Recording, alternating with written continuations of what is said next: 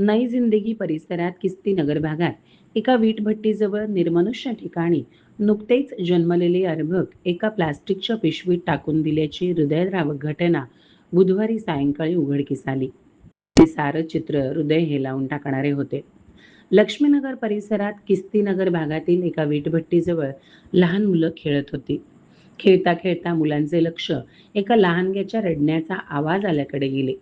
तिथे कोणीच जवळपास नव्हते, पण मुलं हुशार होती आणि त्यांनी कुठेतरी आवाज येतोय याचा मागोसा घेतला.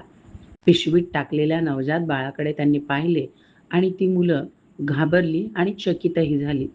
पण मुलांनी तत्परता दाखवत तिथून जात असताना नागरिक शब्बीर शेख यांनाही माहिती दिली. शेख यांनी तिथे जाऊन पडताळणी केली तर चक्क पिशवीत जिवंत लहानगे अर्भक पाहायला मिळाले. त्यांनी त्वरित MIDC पोलीस ठाण्याचे अंमलदार इरफान पीरजादे आणि रमेश रोमन यांना माहिती दिली. या दोघांनीही कसलाही विलंब न करता लगेचच घटनास्थळी धाव घेतली आणि पुढील तपास सुरू केला.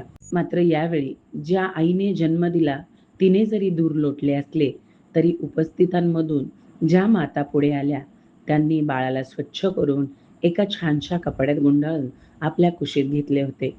ते सारं चित्र पाहून सर्वांचेच डोळे ओलावले होते.